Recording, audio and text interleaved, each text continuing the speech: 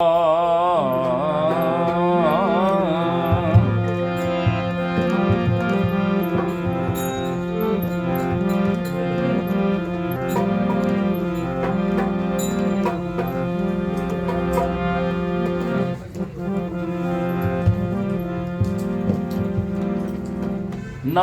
नमो गुरुदेव जी साधु स्वरूपी देव।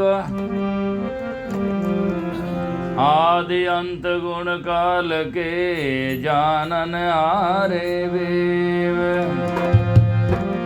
दादो नमो नमो निरंजनम नमस्कार गुरुदेव ते।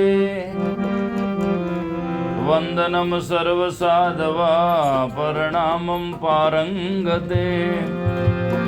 परिवरं परात् परं सोमं देव निरंजनम। निराकारं निर्मलं तस्य दादो वंदनम। नमस्कार सुंदर करे निस दिन बारंबार।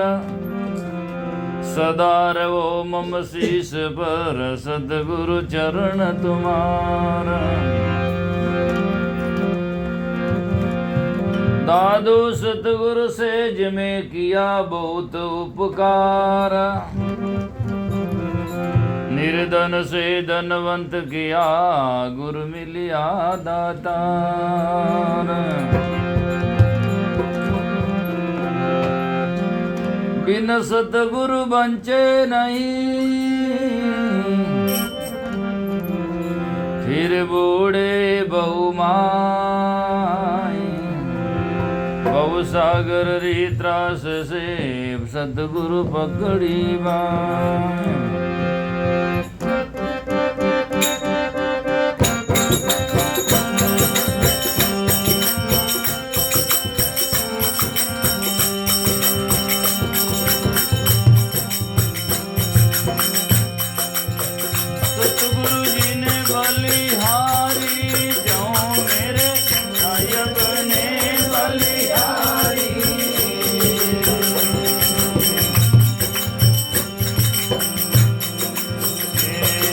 बंधन काट किया दिल मुक्ता।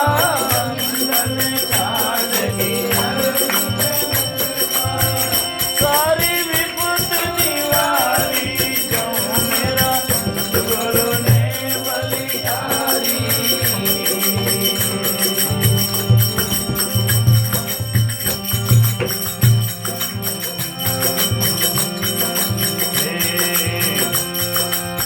वाणी सुनत परम सुख उपजा। दुर्मत गई हमारी।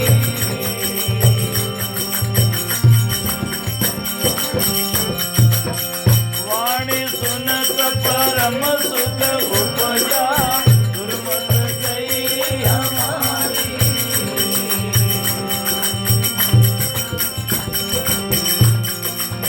परम करम रासंत में दिया। परम करम दिया कपाट उदारी।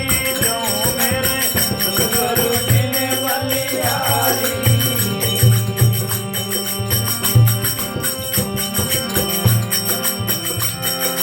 ये बंधन काट किया जीव मुक्ता। बंधन काट किया सारी विपत निवारी।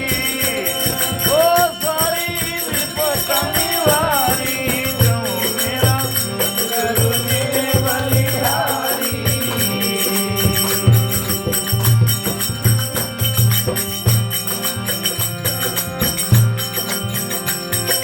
ओ माया ब्रह्म का वेद समझाया। तो हम लिया है विचारी।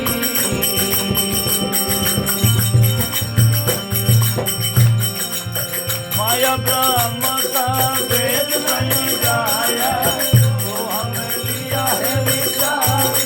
भाई रे को हम लिया है विचारी।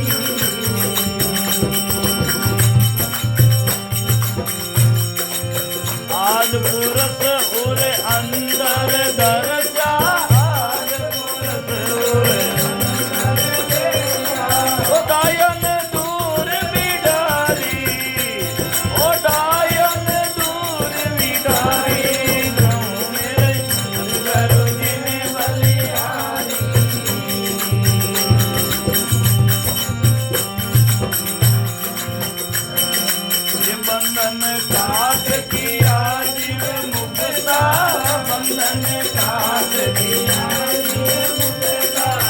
सारी विपत निवारी जाऊं मेरे सतगुरु दीन बलिहारी।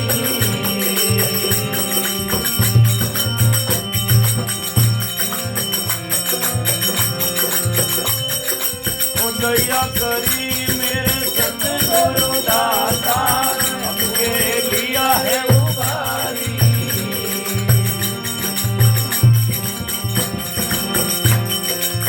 दया करी मेरे सतगुरु दाता हमके लिया है उबारी।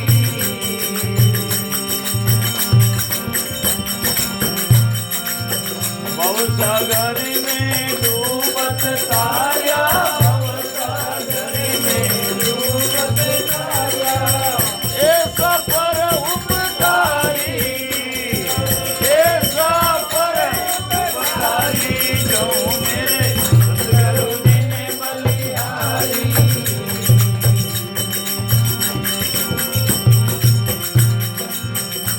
ये बंधन काट किया जीव मुक्ता, बंधन काट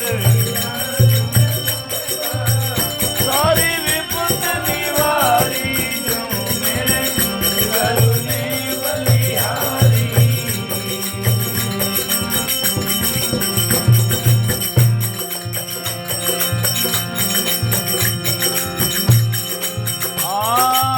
गुरु दादू के चरण कमल पर मिलूं शीश उतारी।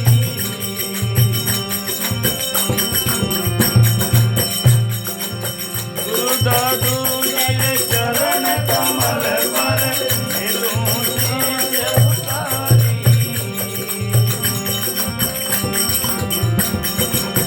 और ले का आगे राखो, और ले का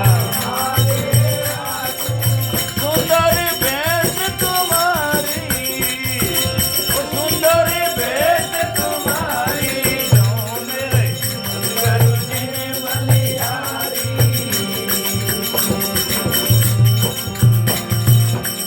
ये बंधन काट किया जीव मुक्ता, बंधन काट किया सारी विपत निवारी जाऊं मेरे सतगुरु दीन बलिहारी।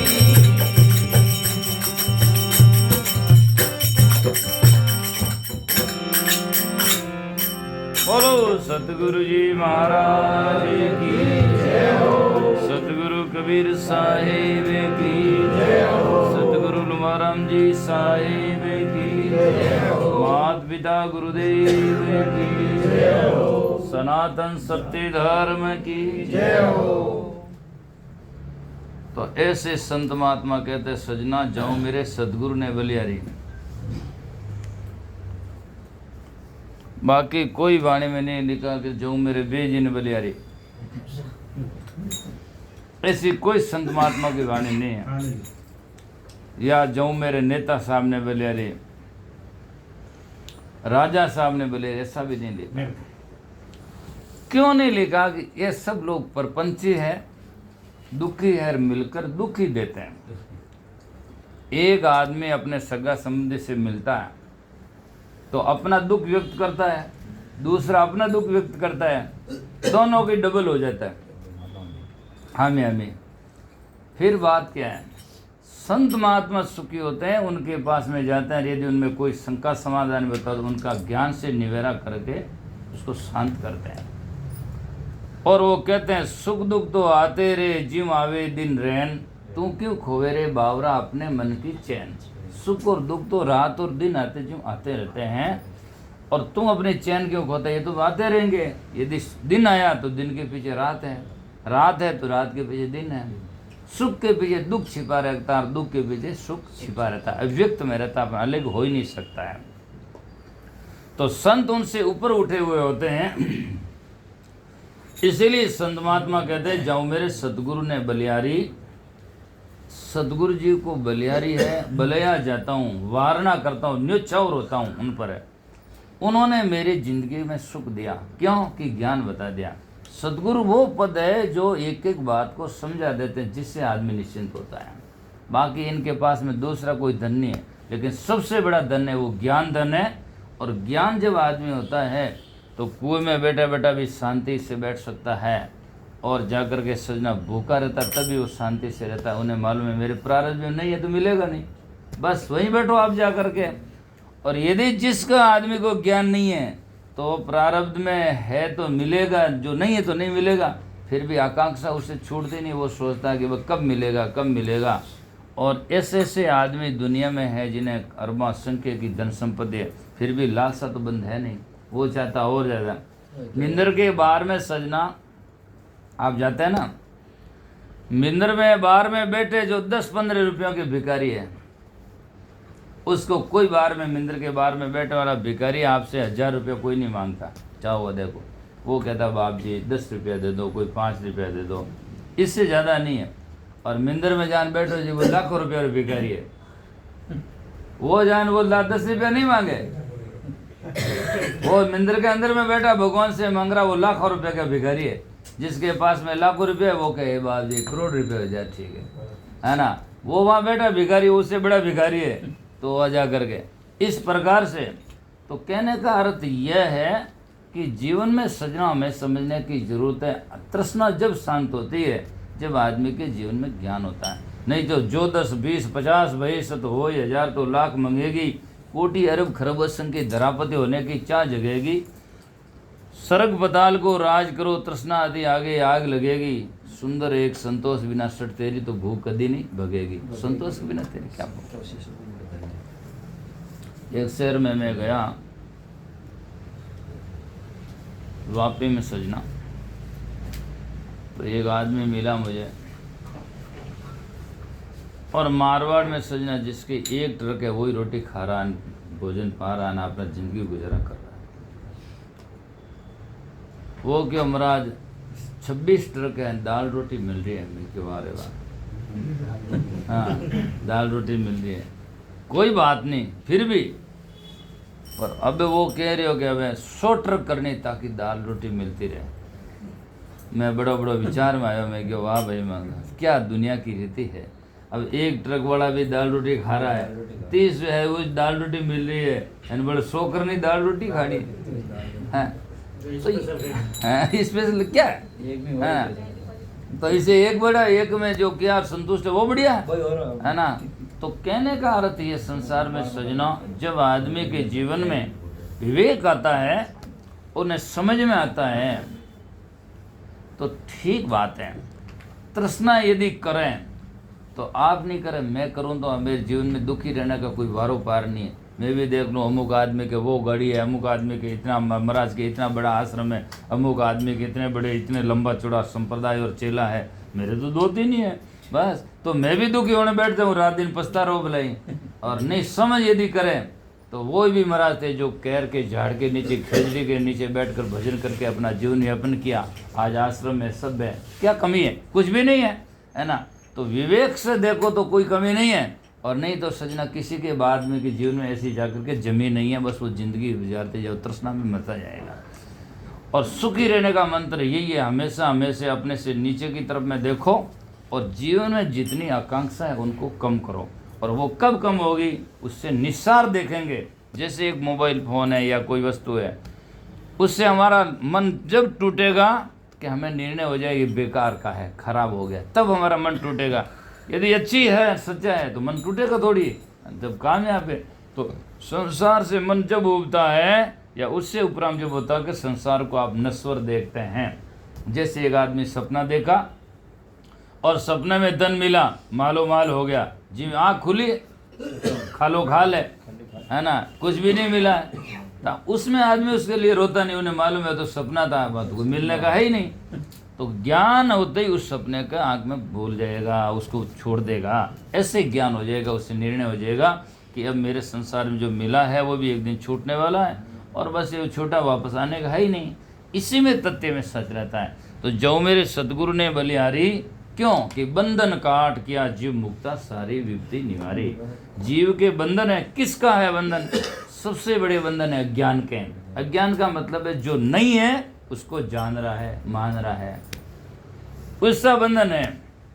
जैसे आकाश पाताल में कुछ नहीं है तो धरती आकाश पाताल है वो है, लेकिन आदमी वहाँ जाकर के सुख मानता है। जैसे मृगा की जल है, मृगा का जल है नहीं, जमीन चमकती है वो, लेकिन जल के देश से दिखता है। मृगा आगे भागता है, आगे पानी, आगे पानी, पानी है नहीं। जाते जाते सूर्य अस्त हो जाता है, जमीन चमकनी बंद हो जाती है, बैठ जाता है। सुबह होता है, फिर जमीन चमकती, फिर भागता है। जिंदगी भर ऐसे ही निकलती है।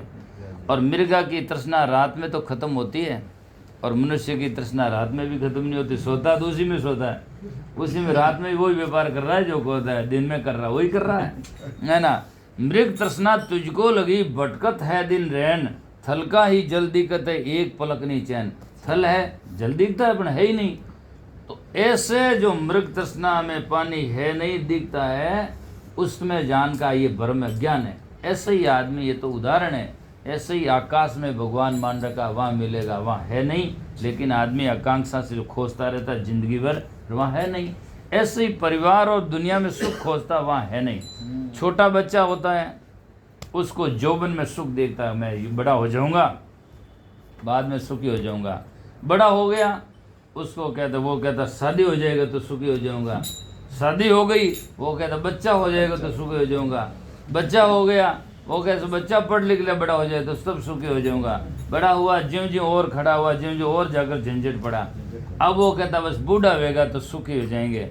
बूढ़ा हुआ, अब गोड़ा दुखने लगा, तकलीफ हुई, अब के हे राम जी मौत दे तो सुखी हो जाएंगे, है ना। क्यों आगे मरिया जी का कागज भेजो है कि भाई हम सुखी बैठे हैं, है ना, हमारा बेटा तुम आ जाओ या हाँ हम सुखी आप आ जाओ, कोई कागज भेजो है, मिस कॉल करियो है, आपने फोन करियो है नहीं कि मैं हम यहाँ सुखी बैठा, आप यहाँ आ जाओ, हाँ जगह खाली है।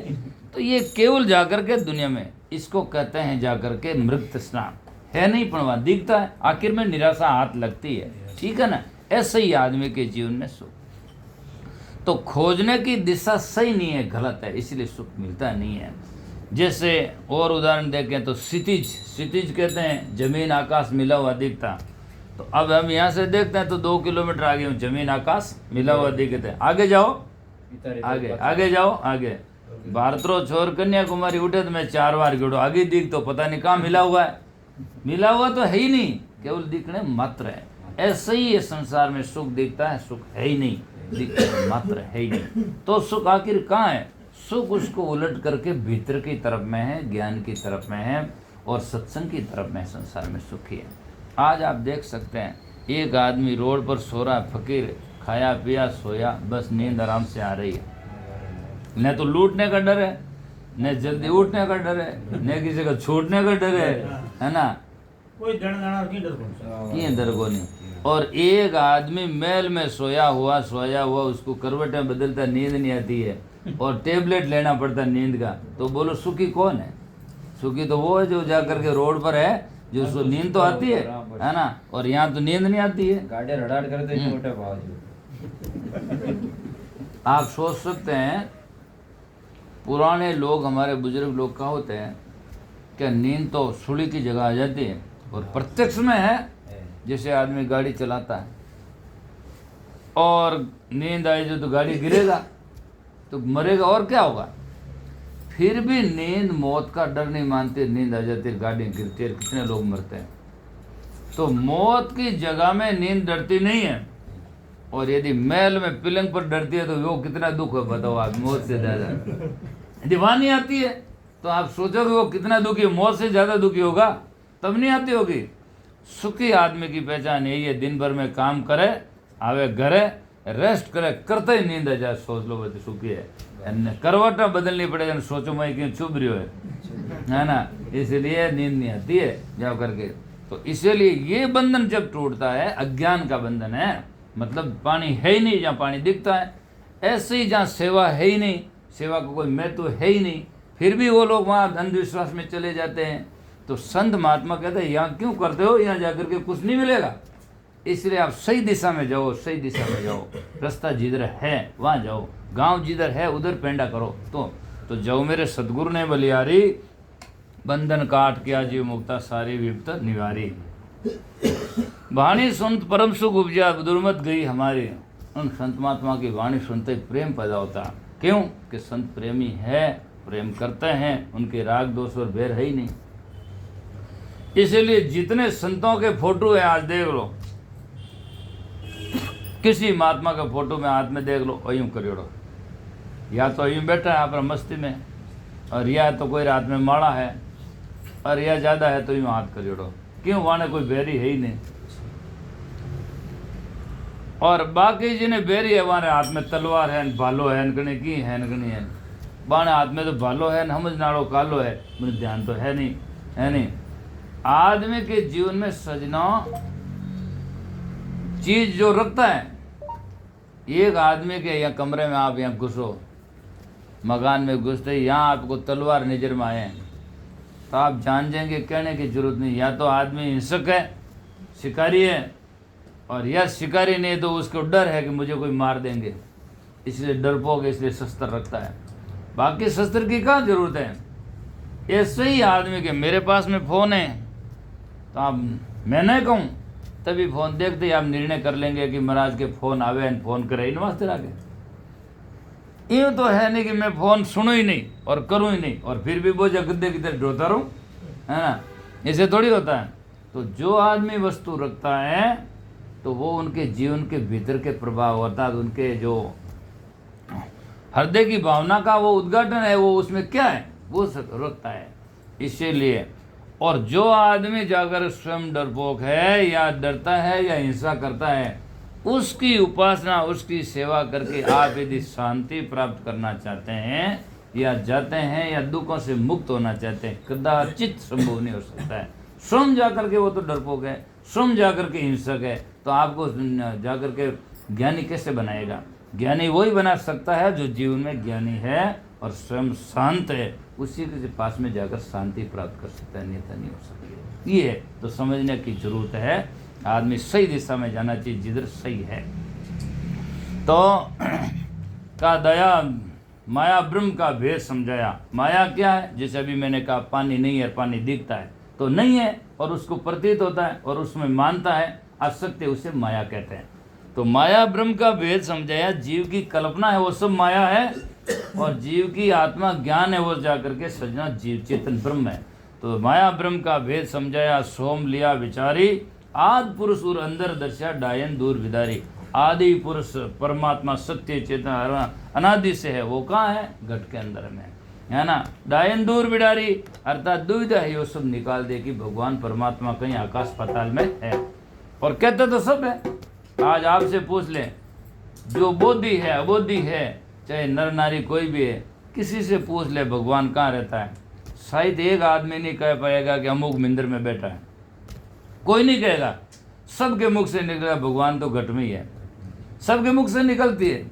लेकिन खेत की बात यह है कि आदमी कहता तो घट में है पर देखता मठ में है, गड़बड़ घोटाड़ो अट है ना। जहाँ है वहाँ देखता नहीं है, कहता तो घट में है और देखता मठ में है, और कहता राम जी अंदर में और जावे मिंदर में। और मैंने पहले कह दिया है कि मिंदर वो जगह है, जैसे बाथरूम में जाते हैं स्नान करके साफ होकर के आते हैं, मिंदर वो जगह है जो ध्यान करने की एकांत जगह है, जहाँ जाकर के कोई शादी ब्याह वगैरह वगैरह दूसरा कोई कड़े कल्पना होती नहीं, क्योंकि घर में तो आ जाती है। घर में कभी कोई जन्मेगा, कभी कोई मृत्यु होती है, कभी कोई जंक्शन फंक्शन होता है, वहाँ शांति से बैठ नहीं पाता है। तो वहाँ से आदमी उठ करके वहाँ चला जाता है, जहाँ जाकर के ध्यान अवस्था में बैठे, शांति से बैठे, और बाकी बाद टाइम में वापस घर आकर अपना काम शुरू कर दे। तो वो जगह का उन्होंने लोगों ने वो सदुपयोग, वास्तविकता तो करना छोड़ दिया, बस खाली तो जावे ओम जय जगदीश हरे, और बस 5 रुपया धरे 5 बजे घरे, बाकी 6 बजे करे, बस ये है, ये तरीका बना रखा लोगों ने। बस वो बस जावे डोगरो बजाय दे टोगरो અને પાછો આન જરદો ખાબો करो बस जाओ करो। ये है मंदिरी सेवा है कि इस प्रकार से लोगों ने ये बना रखा है, ये कोई तरीका है? और आजकल तो सजना वो सिस्टम बना दिया है, एक जनो क्या क्या करे, सब मंदिर बना दिया पर पूजा करे कौन? घर में स्ट्रॉन्ग आदमी तो काम आता जावे, डोगरा समझ में नहीं आया तो ही फिर वे क्या मंदिर में मंदिर बनाए, पुजारी कौन? जन जो घरों रिटायरमेंट योड़ा नहीं गवर्नमेंट रिटायरमेंट उठ नहीं जाए जो घरों रिटायरमेंट है। बहन पूछे बाबा थे कहीं करो मिंदर में रह जाओ हाँ कितना रुपया ले 1000 रुपया ठीक ही जे। अब डोगरा एक घंटी दूजे अब वो बाप जी ने की कर पूछे घड़ियाल बजावे शंख बजावे टोकरो बजावे डोगरो कहीं गए बजावे तो क्या भाई मारो सब नहीं वे मशीन ले आओ नहीं तो अपन की नहीं करनो बस अब टाइम है वे लाइट और जान बट को खटको दबाए दे और डम डम डम बाज रहते हैं वो जर्दो रगड़े बैठ बैठो आप पूजा वेरी है। इस प्रकार से एक और तो हम उसको हमें भगवान इष्ट मानते हैं, एक और उनके साथ में हम जाकर के धोखाधड़ी और चापलूसी करते हैं। क्या है श्रद्धा कहाँ है? मशीन तो न तो मशीन जानती है न आप जानते हैं मशीन में कहाँ श्रद्धा है, वो तो जड़ है। क्या है उससे बजाय एक आदमी भी कोई शंख घड़ियाल बजाए श्रद्धा से बजाए तो बढ़िया है, ठीक है, कम से कम श्रद्धा तो होती है। उसमें क्या श्रद्धा, कुछ भी नहीं है। तो इसीलिए सजना कहने का अर्थ है कि आदि पुरुष घट अंदर दर्शा दायन दूर बिडारी, आदि पुरुष परमात्मा घट के अंदर में है। और ये जितनी प्रतिमाएं हैं चाहे कागज धातु की है चाहे लो माटी की है वो केवल यादगिरी है, स्मारिका है। उनको देखने से भगवान राम जी गुरु परमात्मा याद आते हैं, यहाँ तक सीमित रहता है, वो सही है। बाद में उनकी करना अनेक प्रकार की करना खिलाना पिलाना करना, नहीं तो वो खाता है न कुछ जाता है न बात है, वो सब अंधविश्वास है और ना वहाँ कोई मिलता है न कोई रिजल्ट है। आज आदमी लोग कहते हैं मूर्ति धरी उसमें के प्राण प्रतिष्ठा हो गई, तो प्राण प्रतिष्ठा होने के बाद में कोई बदलाव तो होना चाहिए। जैसे एक आदमी मैं कह दियो ये पहले क्या सब मुर्दो है और पच गई जिंदा हो गया, तो जिंदा हो गया तो कोई हाथ टांग तो हालने चाहिए। यदि कोई हाथ टांग हाले कुछ न कुछ बदलाव है, आँख भी खोल दे या कोई एक शब्द भी बोल दे तो मान ला इसमें प्राण आ गया। और एक शब्द ही नहीं बोले जो आगे था वैसा का वैसा अब है, इसका मतलब उसमें न कोई प्राण आया है न कोई प्राण आता है। और सजना प्राण के भी लिए जगह चाहिए है ना, वो तो मूर्ति निगोट है, उसमें जगह कहाँ है, प्राण कहाँ है। और उसके लिए कबीर साहब जैसे महात्मा ने बहुत तर्क किया है। कबीर साहब कहते हैं कर प्रतिष्ठा वेद मंत्र से तामे प्राण बुलावे। यदि पंडित वेद मंत्र से आज से 50 वर्ष पूरे मरा हुआ आदमी के प्राण को उसमें संचारित कर देता है, यदि कर प्रतिष्ठा वेद मंत्र से तामे प्राण बुलावे, जो वे मंत्र सत्य कर माने तो निज भी तो क्यों नहीं जियोवे। यदि उस मंत्र से प्राण आ जाते हैं तो पंडित के पिताजी मरते ही वापस मंत्र पढ़ना शुरू कर दे, उसमें बुला दे, उस शरीर में तो बुला दे कम से कम। यदि पत्थर में आ सकता तो शरीर में नहीं आ सकता, शरीर में तो इतना परसों रह रही हो तो जाने भी है, पूरा जगह भी है, सब कुछ है, लेकिन ऐसा होता दिखाई कहाँ देता है। इसलिए होता कुछ नहीं है, ये केवल दुनिया की औपचारिकता है, इससे कल्याण नहीं कल्याण होता है। अच्छे संत गुरु के पास में, माँ बाप के पास में, सज्जन के आदमी के पास में बैठकर सज्जनता समझो और चेतन और जड़ का भेद समझो, और वहाँ वंदना सेवा पूजा अर्चना करनी चाहिए जहाँ हमें समझ है और समझे हमारी सेवा को, तभी हमारी सार्थकता संभव है और तभी हम सच्चे मायने में मनुष्य और सच्चे मायने में सत्संगी कहलाने के हकदार है।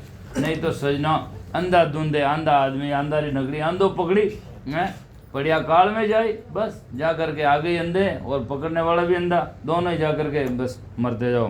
तो इसलिए कहा दया करी मेरे सदगुरु दाता अब के लिया उबारी, गुरुदेव ने कृपा करी अब के मुझे ज्ञान दे दिया और इस भवसागर से तार दिया। दया करी मेरे सदगुरु दाता अब के लिया उबारी, भवसागर में डूबत तारिया ऐसा है परोपकारी। ऐसे परोपकारी संत भवसागर में डूबते को पार लगा देते हैं। तो गुरु दादू के चरण कमल पर मेलों शीश उतारी, ऐसे संत महात्मा के चरणों में मैं सिर को उतार कर धरता हूँ। सिर को उतारने का मतलब ही नहीं माँ तो बाढ़ में मेल दे, महाराज माँ तो इल्जाम लगाए देला नहीं तो कोई बाढ़ है, पर कहने का मतलब अहंकार छोड़ करके चरणों में नतमस्तक हो जाए, अहंकार गिराना। तो गुरु दादू के चरण कमल पर मेलों शीश उतारी और लेके आगे रखूँ सुंदर भेंट तुम्हारी, और मैं आगे ला करके क्या रखूँ सुंदरदास जी कहते हैं मैं आपके स्वामी चरणों में बैठूँ।